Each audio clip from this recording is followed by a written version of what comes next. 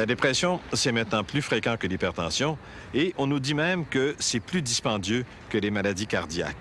20 des gens vont souffrir de dépression et pourtant, dans les 2 tiers des cas, ce ne sera même pas diagnostiqué. Ça veut dire quoi? Ça veut dire la souffrance dans le silence. Pour se sortir de la dépression, il y a 2 façons. La thérapie ou encore la pilule, l'antidépresseur qui est prescrit par le médecin. Le nouveau-né de la dernière génération des antidépresseurs, c'est le Prozac. Une pilule qui soulève bien les questions, même si elle ouvre de nouvelles voies. Le Prozac, la pilule miracle ou le cauchemar pharmacologique? André Lavoie et Madeleine Roy ont posé la question.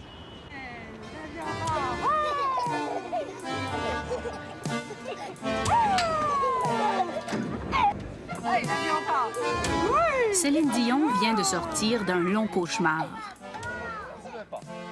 Je dessinais puis je pensais à couper ma main. Je pouvais plus dessiner, je peux plus vivre. Il me reste plus rien qu'à mourir. Céline a passé son enfance et son adolescence à coucher sur papier son mal de vivre. Elle souffre de dépression depuis l'âge de 8 ans.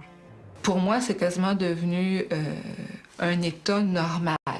Je suis habituée d'être dépressive. Sauf qu'il y a des moments donnés où c'est pire que d'autres. À ce moment-là, la souffrance devient trop forte. Je suis plus capable de vivre avec. Mais c'est une copine, c'est quelqu'un que je suis habituée de traîner avec moi. Là. Puis la mort avec, de l'autre côté. Michel, le mari de Céline, souffre quant à lui de psychose maniaco-dépressive. Quand il ne prend pas de médicaments, il passe de la dépression à l'hyperexcitation selon un cycle de 5 semaines. L'an dernier, il a été hospitalisé pendant plus d'1 mois. Céline n'a pas tenu le coup. J'étais angoissée au point que j'étais plus capable de répondre au téléphone, pas capable de conduire. Aller chercher le courrier me faisait peur. J'avais toujours peur d'avoir des mauvaises nouvelles, quelque chose, une tuile de plus qui va me tomber sur la tête. Là. Si ça n'avait pas été des enfants, je serais morte. La seule chose qui fait que je pouvais pas mourir, j'avais pas le droit de mourir, c'est qu'il n'y avait personne pour s'occuper de mes enfants. Je criais beaucoup après, puis ça me faisait mal que je les traite comme ça. Mes parents ont été toxiques pour moi à un moment donné. Là, je me rendais compte que je suis toxique pour mes enfants. Céline a dû être hospitalisée elle aussi. On lui a prescrit un antidépresseur grâce auquel elle a réussi à reprendre ses activités, mais elle continuait d'être dépressive. Finalement, son psychiatre lui a prescrit du Prozac. Le Prozac, ça a été le mieux-être. Au niveau d'énergie, c'est revenu, mais encore plus que ça, c'est devenu agréable de vivre. J'ai encore des moments où, comme tout le monde, là, ça va pas, puis j'ai tout envoyé pour emmener, mais règle générale, quand je me lève, je suis heureuse. Je suis de bonne humeur. Le Prozac, c'est la star des antidépresseurs. Il a été mis sur le marché en 1988. 5 ans plus tard, en 1993, on dépassait le 1,5 milliard de chiffre d'affaires. 12 millions de personnes ont déjà pris ou prennent du Prozac. On écrit plus d'1 million de prescriptions par mois. David Cohen est sociologue. Il s'intéresse particulièrement à l'effet des médicaments psychotropes comme le Prozac. Comment vous expliquez le succès phénoménal de cette drogue-là? D'abord, je pense que tout simplement la façon dont elle a été manufacturée, 20 mg, une pilule, comparée aux autres antidépresseurs qui sont très compliqués à administrer. On commence avec une petite dose le matin. Tout ça, ça devient compliqué pour le patient et la compliance. Donc, de donner au médecin une dose disant, voilà une dose prescrite, 20 mg par jour. Numéro 1, ça c'est très populaire. Deuxièmement, le fait que c'est pas fatal en overdose, comme les antidépresseurs traditionnels qui sont très fréquemment utilisés dans les suicides complétés. Je pense que ce sont 2 raisons principales. Troisième raison, l'effet stimulant du Prozac. Mais quand vous pensez à la cause de vos dépressions, vous en faites depuis que vous êtes toute petite. Qu'est-ce que c'est dans votre tête, la cause de tout ça? Elle est probablement biologique. Dans le sens que je pense pas que ça soit, même si j'ai eu une enfance difficile, je pense pas que ce soit mon milieu qui ait créé mon problème. Bon, maman était dépressive, donc il y a certainement un lien héréditaire, mais j'ai l'impression que la cause est vraiment biologique. La découverte que les symptômes de la dépression peuvent être soulagés par des médicaments qui encouragent la transmission des monoamines On a remarqué que les dépressifs ont un déficit de sérotonine.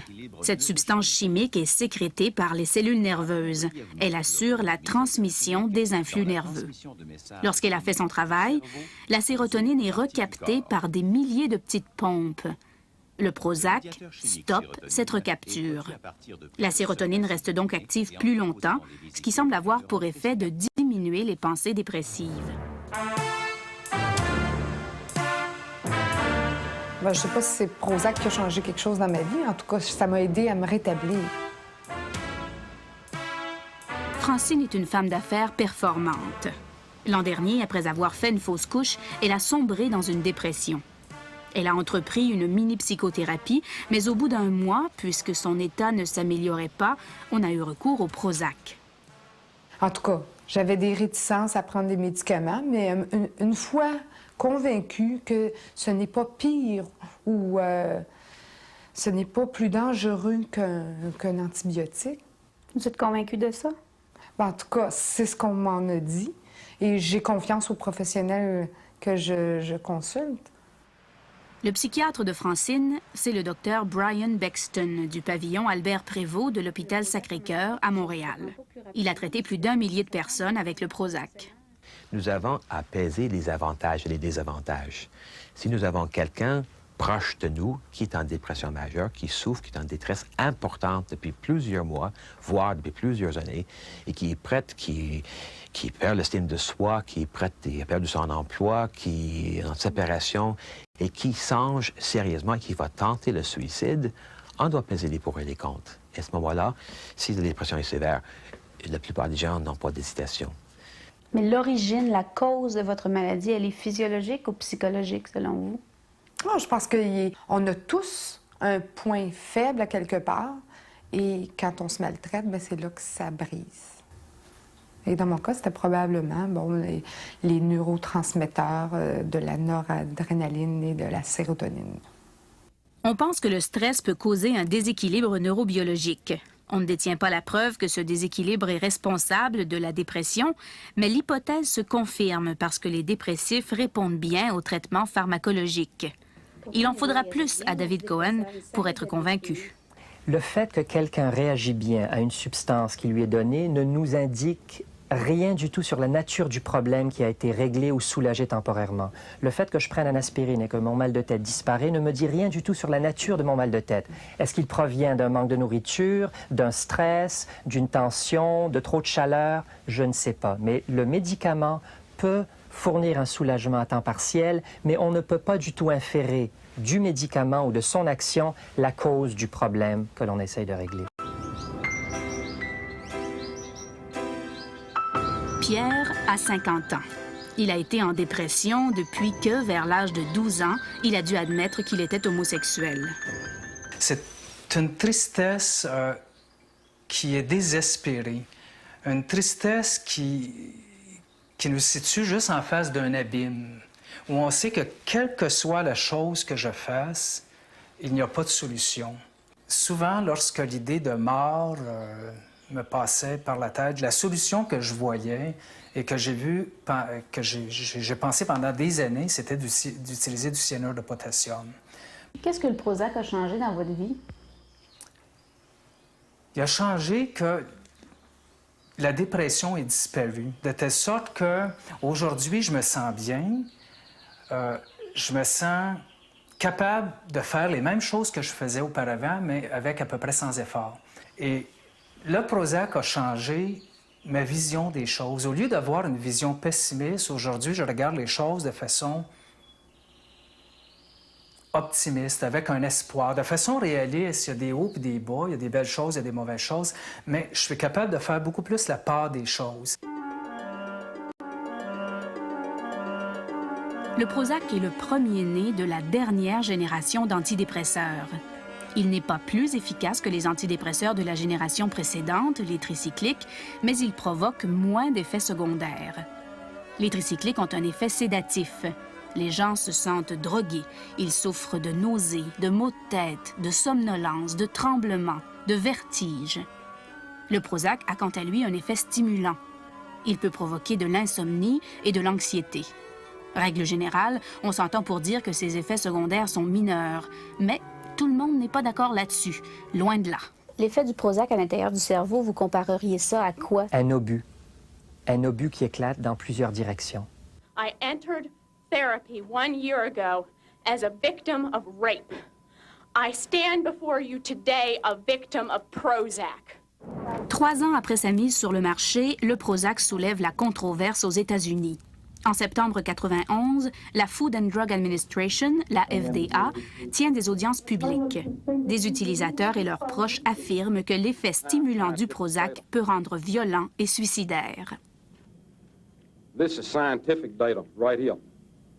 After being on Prozac for 21 days, my wife shot and killed both of these 2 boys right here. Au terme des audiences, la FDA a rejeté les allégations des détracteurs du Prozac pour manque d'évidence crédible. On prétend que le Prozac évite plus de suicides et de violences qu'il n'en provoque. Margaret McCaffrey a témoigné aux audiences. Sa fille, une neurobiologiste de 34 ans, s'est suicidée alors qu'elle prenait du Prozac. Il n'y a pas eu d'avertissement. Elle s'est fait une injection de barbiturique. Pourquoi vous pensez qu'elle s'est suicidée? Je pense que c'est à cause du Prozac. Elle avait tout ce qu'elle voulait. Elle avait travaillé si fort pour devenir médecin. Pourquoi aurait-elle voulu mourir? C'est ça que ça fait à l'esprit, le Prozac. Peter Breggin est le pire ennemi du Prozac. Ce psychiatre américain est un virulent critique de la psychiatrie biologique. En octobre dernier, il agissait à titre de témoin expert dans la cause Westbecker. En septembre 89, Joseph Westbecker a tué 8 personnes et en a blessé 12 avant de retourner son arme contre lui-même. Il prenait du Prozac depuis un peu plus d'1 mois. Aujourd'hui, les proches des victimes poursuivent la compagnie Eli Lilly. L'effet principal du Prozac, comme l'a mentionné l'analyste en chef du FDA, ressemble à celui des amphétamines. Au mieux, le Prozac rend énergique et euphorique. Au pire, il provoque de l'agitation, des cauchemars, de l'insomnie, de la nervosité et de l'anxiété. De 20 à 30 des gens ressentent ces effets typiques des amphétamines. Certaines personnes deviennent violentes, chez d'autres, la dépression s'aggrave. Dans son livre « Talking Back to Prozac », Peter Breggin révèle des informations troublantes. Par exemple, 286 personnes seulement auraient pris du Prozac pour plus de 6 semaines au cours des études qui ont mené à son approbation par la FDA. Tout le monde qui prend du Prozac pour quelques années est un cobaye. Ça, le public n'est pas au courant de cela. Laissez-moi vous faire part de quelque chose de terrible. Nous savons que quand on prend une drogue comme le Prozac, le cerveau s'adapte. Quand on accroît le niveau de sérotonine, on demande plus de travail aux récepteurs de la sérotonine. Ce sont comme des petits gants de baseball qui attrapent la sérotonine quand elle voyage entre les cellules nerveuses. Le problème, c'est que quand il y a trop de sérotonine, les récepteurs meurent. Ils disparaissent. Mais qu'est-ce que vous voulez dire? La compagnie qui fabrique le Prozac n'a pas fait d'études pour voir si les récepteurs reviennent. Ils ont seulement observé le fait qu'ils disparaissent. Qu'arrive-t-il alors quand vous arrêtez de prendre du Prozac et que vous avez moins de récepteurs? En théorie, la sérotonine stagne entre les cellules et ça crée une condition physiologique qui, selon les psychiatres, peut être dangereuse. On ne sait pas ce que la destruction des récepteurs peut provoquer.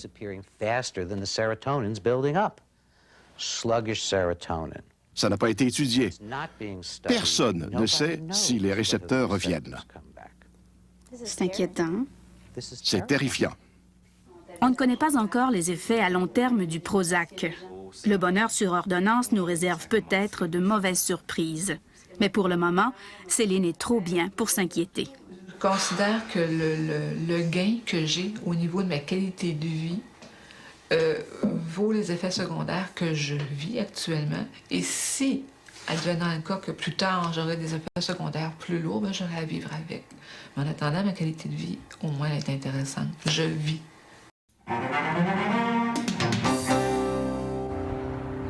L'enjeu de la médecine, c'est de nous soigner, nous guérir, et quand c'est pas possible, de soulager nos souffrances. C'est vrai pour nos maladies physiques et nos maladies psychologiques.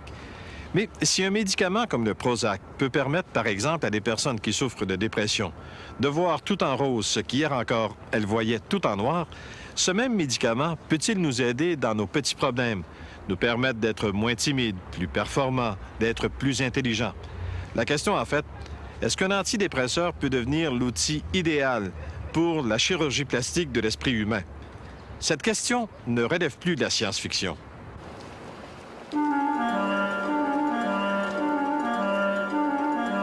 De plus en plus de gens ont recours aux antidépresseurs pour se guérir de leur dépression, mais aussi pour affronter les coups durs de la vie. Les gens se disent à quoi bon souffrir s'il existe un moyen d'endormir la souffrance.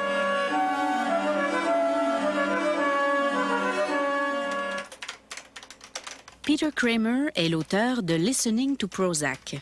Il est l'inventeur du terme psychopharmacologie cosmétique. Pour lui, le Prozac est un bistouri avec lequel on peut redonner à l'âme l'insouciance et la joie de vivre de ses 20 ans.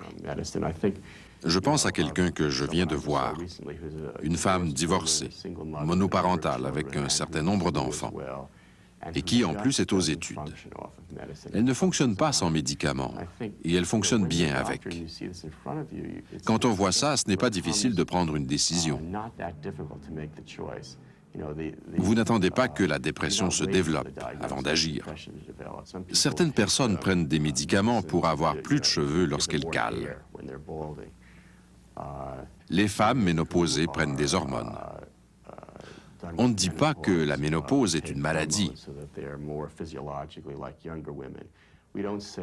mais toutes sortes de problèmes peuvent découler de la ménopause.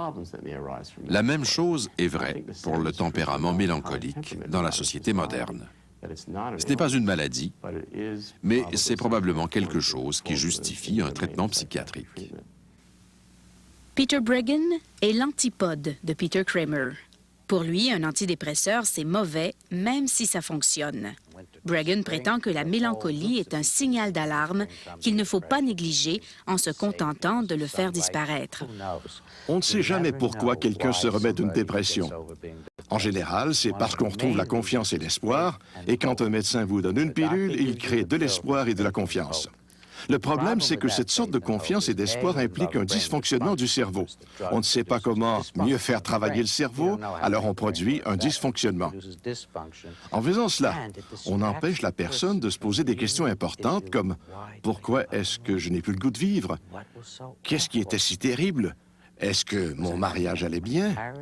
Est-ce que j'aimais mon travail? Est-ce que je suis un bon père? Est-ce que j'ai réalisé les idéaux de mon adolescence? Pourquoi suis-je devenu si déprimé? Pour David Cohen, la souffrance morale, c'est plus qu'un système d'alarme personnel. C'est un système d'alarme social. On sait des études épidémiologiques que la dépression est associée à quelques variables significatives. La pauvreté, le sexe féminin, le manque d'éducation, l'âge avancé. À mon avis, les groupes qui rentrent dans ces critères, c'est des personnes qui n'ont pas de pouvoir. Les femmes, personnes âgées, personnes sans éducation et les pauvres.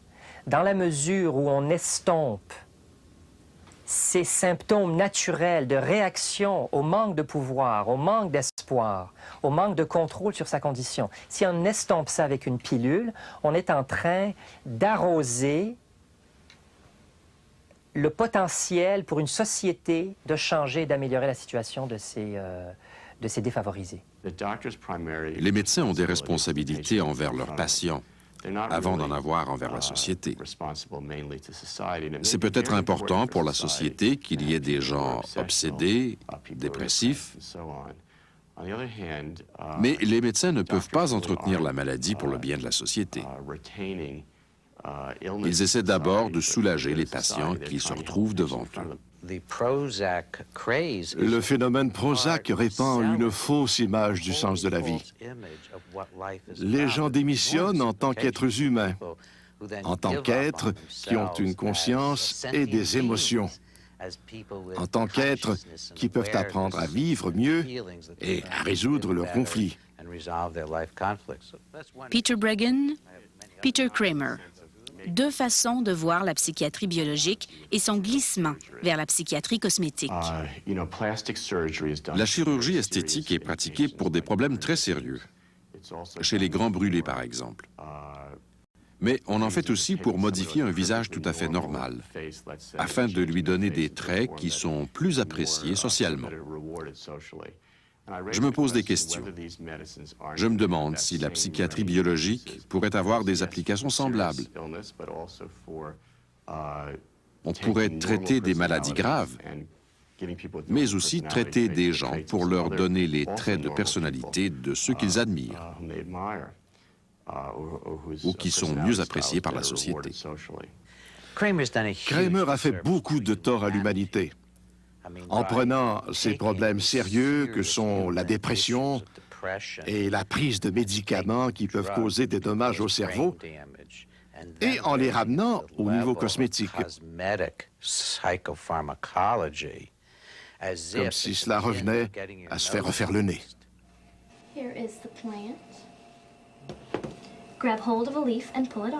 Il n'y a pas que les troubles mentaux qu'on tente d'attribuer à la biologie. Il y a aussi une foule de traits de caractère.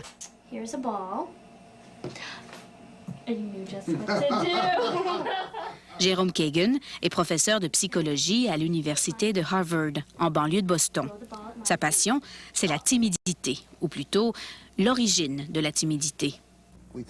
On pense que 15% des enfants naissent avec une réaction chimique particulière dans une certaine partie de leur cerveau, appelée zone du système limbique. Cette zone est située en dessous du cortex. On y trouve une petite structure appelée noyau amygdalien. Si vous enlevez le noyau amygdalien d'un animal ou d'un humain, il cesse de ressentir de la peur face à l'inconnu.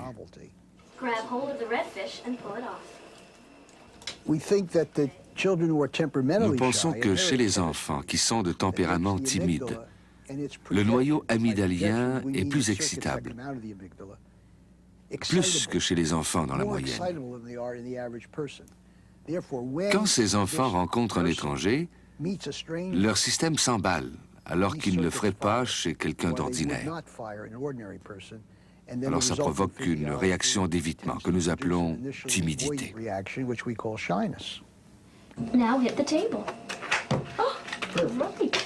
Les recherches menées par Jerome Kagan n'ont pas encore permis d'identifier la substance chimique qui rend l'organe responsable de la timidité plus ou moins excitable. Mais il sait qu'on y arrivera un jour. Je n'ai pas de doute. Au cours de votre vie, peut-être pas de la mienne, une équipe de chercheurs va découvrir la substance chimique du système nerveux qui est responsable de la timidité et le médicament qui peut agir dessus. À ce moment-là, si un adulte ne veut plus être timide, il n'aura qu'à prendre des médicaments et sera moins timide.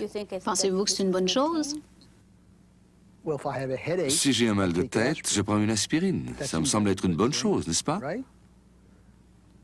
On prend des pilules pour toutes sortes de choses. Pourquoi est-ce que ça serait différent avec la timidité? 571-426-3539. La mémoire est un autre champ d'études très actif. Marina Marino collabore à une recherche menée par le docteur Thomas Crook aux États-Unis. On veut découvrir un médicament qui permettrait d'empêcher la perte de mémoire due au vieillissement. On arrive déjà à d'excellents résultats sur les singes et les rats. Mais chez les humains, c'est plus difficile. On s'intéresse aux personnes âgées qui perdent leur mémoire et chez qui on constate des changements neurochimiques, des modifications de structures microscopiques dans le cerveau. On n'essaie pas d'améliorer la nature en produisant une super mémoire. On essaie juste de redonner aux gens les capacités qu'ils avaient et qu'ils ont perdues. I'm from Milwaukee. Ça sert à quoi d'avoir la santé si vous perdez l'esprit? Si vous ne savez plus ce que vous faites, c'est terrifiant. Mais c'est le processus normal du vieillissement. Je sais, mais à quoi ça sert de vivre longtemps si on n'a plus de qualité de vie? Tenter de stopper le déclin de la mémoire chez les personnes âgées, c'est louable, mais ça peut conduire à la course à la performance chez les plus jeunes. Où devra-t-on tracer la frontière entre le thérapeutique et le cosmétique? Ma position est modérée. Beaucoup de gens estiment que quantité de drogue pourrait être donnée aux jeunes. Par exemple, aux jeunes loups de la finance qui veulent mieux performer ou faire plus d'argent. Je ne suis pas en faveur de cela. D'un autre côté, il y a des gens qui s'opposent fermement, philosophiquement, au développement de ces drogues. Ces gens-là prétendent qu'il ne faudrait traiter que les maladies graves, comme l'Alzheimer ou la démence. Je ne suis pas d'accord parce que c'est comme lorsque l'on traite le cancer, si on ne traite que des gens qui sont en phase terminale, on n'arrivera à rien.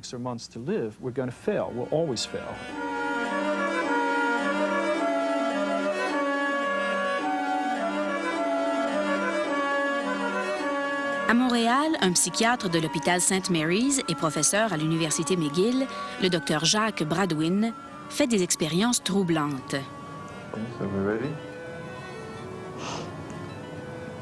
Le Dr Bradwin injecte ici à une patiente de la cholécystokinine, ou CCK.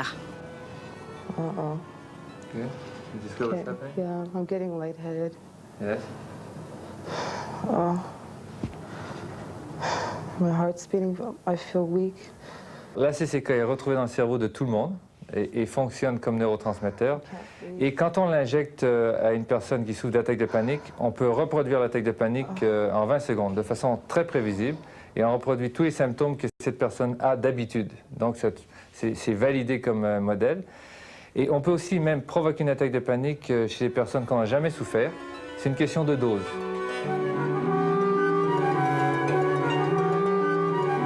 Le trouble panique est un trouble méconnu. Pourtant, on estime que de 2 à 4 % des gens en souffrent. Normand Lalonde a eu sa première attaque de panique à l'âge de 27 ans. Pendant 1 an, il a fait 3 ou 4 crises par jour. C'est d'abord des symptômes physiologiques qui apparaissaient, comme le cœur qui bat plus vite, la tête qui tourne, une sensation d'évanouissement ou de faiblesse, si on veut, de sudation aussi. Ensuite de ça, là, il y a des symptômes, si on veut, plus psychologiques qui vont apparaître, comme la peur de mourir ou la peur d'être dans un endroit clos. On a vraiment l'impression que notre esprit sort de notre corps, qu'un dédoublement de personnalité. On a l'impression d'être comme ailleurs pour quelques secondes, puis on revient. On sait qu'un antidépresseur peut contrôler les attaques, mais on cherche un médicament plus spécifique et curatif. Le Dr Bradwin croit que pour trouver des moyens de guérir la souffrance, il faudrait étudier la neurochimie du bonheur, parce que, bien entendu, le bonheur aussi serait en partie biologique. Je vais vous donner des exemples comment on pourrait aborder la chose. Il y a certains individus dans la vie, naturellement, une petite proportion des individus qui, malgré les traumatismes énormes qu'ils vivent, vous pouvez parler de guerre, camp de concentration, quoi que ce soit, finissent par assimiler psychologiquement et biologiquement très rapidement. Ils pardonnent et ils arrivent à maintenir une capacité d'être qui est le bonheur, qui sont heureux, sont bien ajustés. Je crois que c'est très intéressant d'étudier le phénomène. Je crois que si vous faites un sondage, c'est un peu à la mode, la majorité des personnes veulent être heureux. Je crois, il y a quelques masochistes dans la société, mais la majorité veut être heureux. Donc, bien sûr, c'est un but qui peut être considéré comme valable. La recherche du bonheur risque de soulever d'importantes questions éthiques. Qu'arrivera-t-il quand le cerveau n'aura plus de secrets? Et si tout ce savoir finissait par servir à contrôler les gens plutôt qu'à les aider? La science produit des médicaments qui changent le cours de la nature. On a été fait pour mourir avant l'âge de 50 ans. Maintenant, on vit jusqu'à 70. On intervient dans un processus naturel. En quoi cela est-il différent de prendre une pilule qui rend plus heureux? La nature rend les gens malheureux. Pourquoi est-ce que ça serait moins éthique de les rendre heureux que de prolonger leur vie? Peut-être que si on enlève le manteau de la science, on va découvrir à l'intérieur exactement les mêmes promesses politiques et religieuses d'autrefois, c'est-à-dire le bonheur si l'on suit les conseils de l'expert. Avant, c'était l'expert religieux qui nous disait ce que Dieu veut de nous. Ensuite, c'est l'expert politique qui nous disait ce que la société attendait. Aujourd'hui, c'est l'expert médical qui nous dit ce que la science veut de nous. Et on nous demande de suivre ces conseils aveuglément. Les pilules ne règlent pas tout. Il y a des gens pour qui les antidépresseurs ne suffisent pas ou encore qui refusent de se soumettre aux effets des médicaments. Que reste-t-il à ces personnes? Des thérapies. Elles sont multiples, thérapies de groupe ou encore individuelles. Mais dans le fond, ce qui est très difficile à choisir, c'est de savoir si on veut agir sur son passé par une thérapie ou encore sur son présent avec des médicaments pour se préparer un meilleur avenir.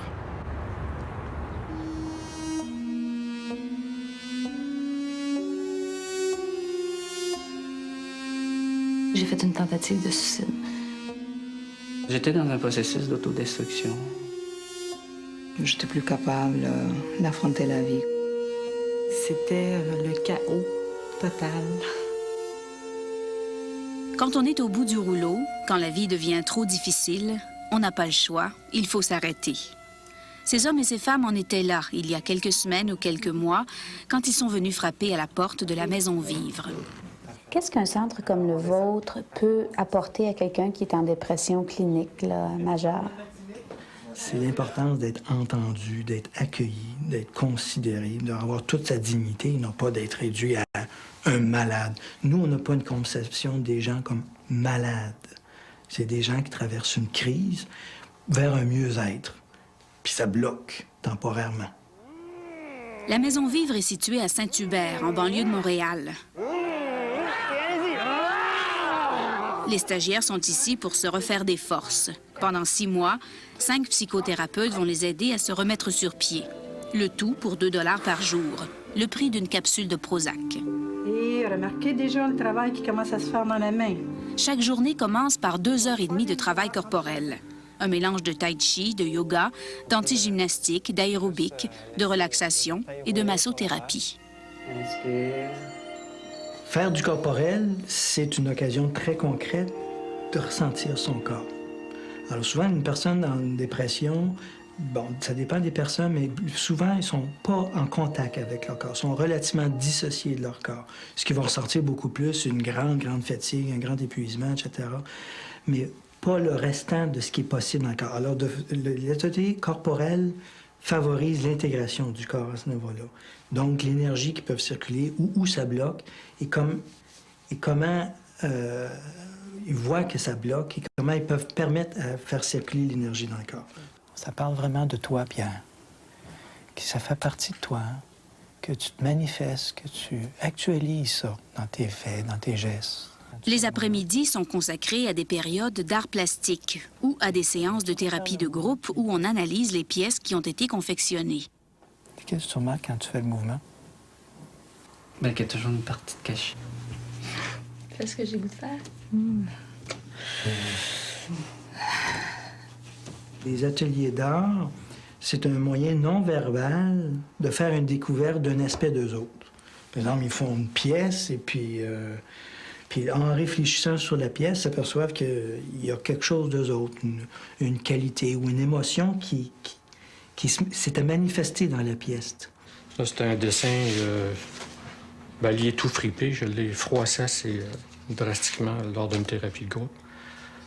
C'est un enfant avec une robe noire. L'enfant, pour moi, il était finalement handicapé. Il n'y avait rien qu'un bras. Il n'était pas en mesure vraiment de se défendre. La robe noire, les grandes mains, peut-être trop grandes.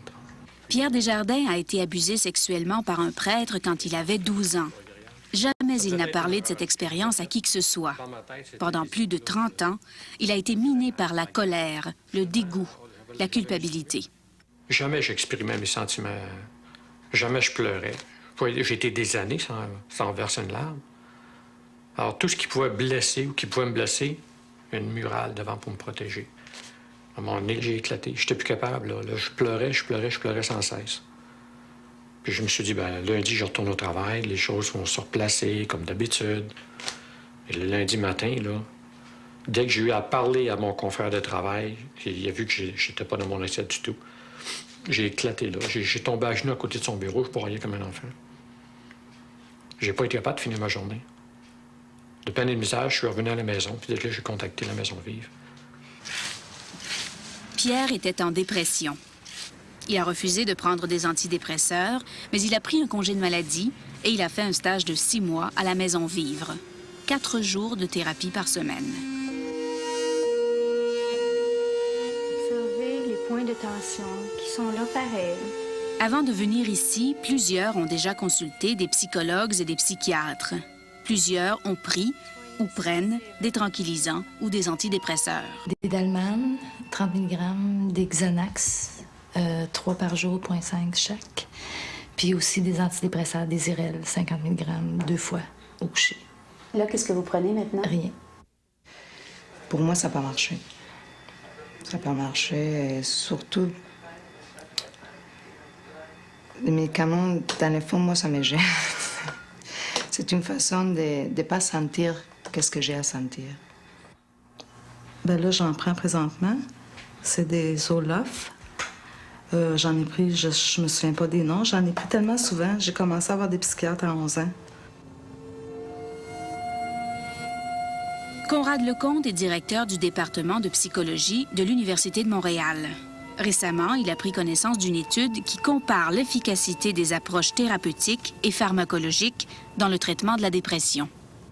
Et ce que ça donne comme résultat, c'est que dans l'ensemble, il n'y a pas de différence entre la pharmacothérapie et la psychothérapie.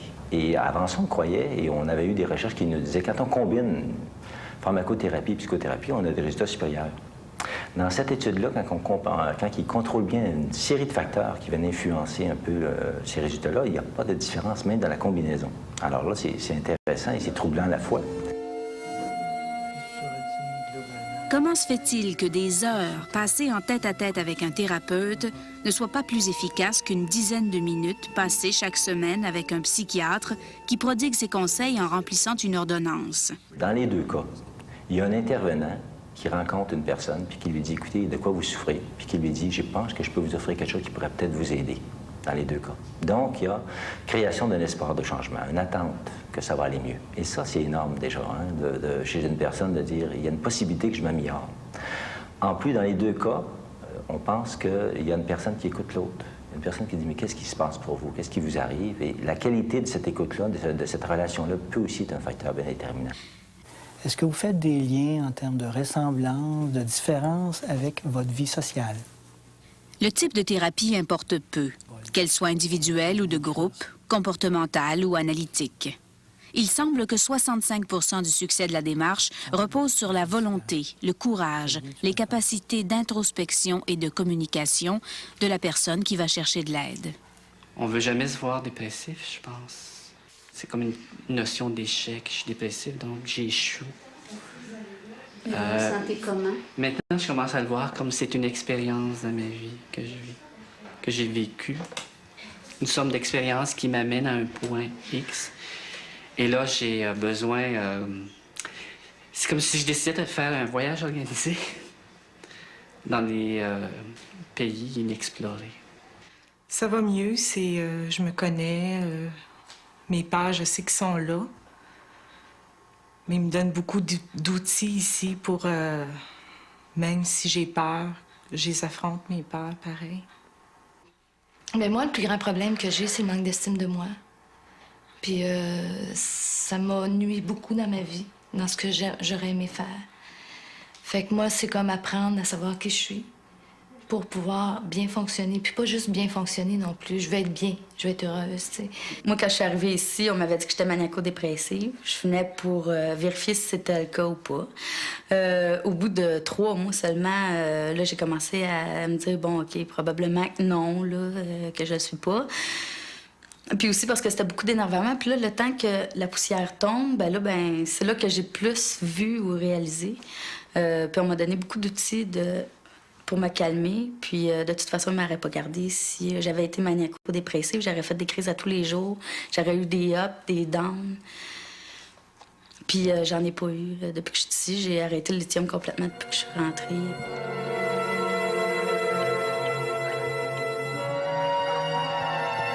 Pierre Desjardins a quitté la maison Vivre il y a 1 an.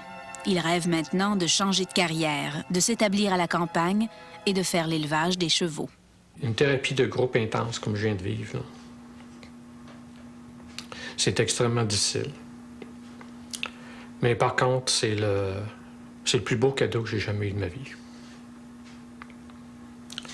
Parce que ça m'a permis avec ces gens-là de faire le point. Puis vraiment reprendre confiance en mes moyens. J'en parle aujourd'hui encore avec beaucoup d'émotion. Puis je suis content. Je suis content. Je pleure dans un sens, je voudrais rire, puis je voudrais crier.